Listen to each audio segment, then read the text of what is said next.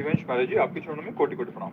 गुरुदेव, जब हम श्रद्धा और प्रेम से पावन नाम जप करते हैं तो उसका दिव्य प्रभाव हमारे जीवन में अनुभव होता है। महाराज जी, मेरी जिज्ञासा है कि क्या ये शुभ ऊर्जा उन प्रियजनों तक भी पहुंचती है जैसे माता पिता जो धरती पर नहीं है, चाहे वो सूक्ष्म लोक, परम धाम या पुनर्जन्म की अवस्था में हो? क्या हमारे जप से उन्हें शांति और उन्नति प्राप्त हो सकती है? बिल्कुल मिलेगी।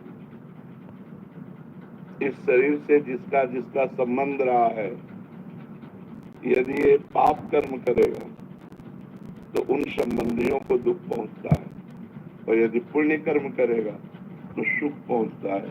यदि भगवान का भजन करेगा तो कल्याण होता है। 21 पीढ़ियों का कल्याण हो जाता है, सामने शास्त्रों में पढ़ा है। तो माता पिता को तो भगवत कृपा प्राप्त हो ही जाएगी यदि डट के भजन किया जाए और अपने को भगवत प्राप्ति हो जाए तब। ये तब है, 2-4 माला से नहीं है। ये निरंतर भजन करते हुए जब हम भगवत प्राप्त हो जाते हैं तो हमारा कुल धन्य हो जाता है।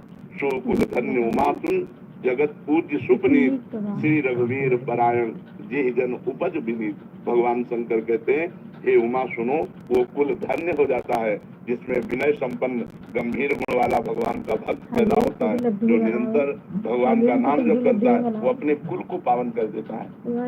नाम प्रसंग कहे तो उपदेश, जहाँ धर्म धन्य सो देश, धन्य सो कुल जय जन्म भयो, धन्य सो तात, धन्य सो माय, संत सकल सुनो चित लाए। श्री हरिवंश प्रताप। जो भगवान नाम जप करता है, भगवान नाम श्रवण करता है, भगवान नाम कीर्तन करता है, वो जिस देश में वास करता है वो देश धन्य हो गया।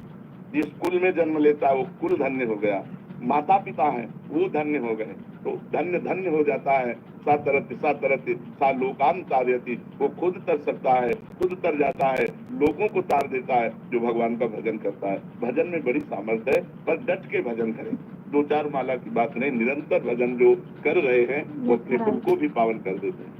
गुरविंदर कौर भाटिया जी, राधे महाराज जी, आपके चरणों में कोटि कोटि नमन। महाराज जी, मैं गुरु ग्रंथ साहिब जी का नित्य पाठ करती हूँ। जैसे कि गुरु ग्रंथ साहिब में लिखा है और आप श्री के श्रीमुख से भी सुना है कि हमेशा प्रभु का सिमरन करो, संतों के प्रति सेवा भाव रखो। मेरा सवाल है कि घर गृहस्थी वाले प्रभु का स्मरण करते हैं तो एक ध्यान अंदर से रहता है कि प्रभु हमारे परिवार की पर दृष्टि रखिएगा, बच्चों को सद्बुद्धि दीजिएगा। महाराज जी, ये अच्छा है, इसमें कोई परेशानी नहीं, बहुत अच्छा है। हम किससे कहेंगे? जब हमारे वही सब कुछ है तो हमारा जो परिवार है उसकी पूर्ति के लिए हम धन की भी आकांक्षा उन्हीं से करेंगे, उस परिवार की रक्षा के लिए, संकट निवृत्ति के लिए भी हम उन्हीं से प्रार्थना करेंगे। प्रभु के सिवा हमारा कोई नहीं है, इसलिए ऐसा करना अनुचित नहीं है, करना ही चाहिए। क्योंकि हमारा परिवार है, गृहस्थी में है, तो हमारा परिवार सद्बुद्धि वाला बने, स्वस्थ रहे, हमें ऐसा धन मिले जिससे हम अपने परिवार का पोषण कर सके। ये चाह तो हमें बनी ही रहेगी, क्योंकि हम गृहस्थ हैं, हमारा परिवार है, तो चाह रहेगी और रहना भी चाहिए और भगवान से प्रार्थना करनी चाहिए। वो एक निष्काम भक्ति इस भक्ति के ऊपर जागृत होती है, वो इसका फल होगी। जब वो भक्ति जागृत होगी तो सारी जिम्मेवारी भगवान संभाल लेते हैं और वो निष्काम हो जाता है। उसके अंदर कोई कामना नहीं होती, आगे से आगे भगवान सब परोसते रहते हैं उसको जो जरूरत होती है, क्योंकि भगवान सर्वज्ञ है, भगवान सब कुछ जानते हैं। तो जो जरूरत होगी, हम ऐसा देखते हैं कि जैसे हमें जरूरत है 10 रुपया की, तो 11 रुपया आ जाएंगे। 10 की चिंता तुम्हें नहीं करनी, एक एक्स्ट्रा आ गया है कि 10 तो काम में प्रयोग कर लो, एक अपने विश्वास के लिए रख लो कि 10 की जरूरत थी, 11 मालिक ने दे दिए। तो ऐसा जब हम अनुभव करने लगते हैं तो अपनी कामनाएं शांत हो जाती है। क्या कामना क्या करना है, भगवान अपने से आप पूरा कर रहे हैं। पर ये उच्च कोटि की भक्ति है। अभी हमारी जो भक्ति है वो कामना वाली है, तो हम जो भी कामनाएं करें केवल प्रभु से करें। और सही बात, हमारी रक्षा और हमारी कामनाओं की पूर्ति भगवान ही कर सकते हैं। ये संसार स्वयं भिखारी है, ये क्या कर सकता है?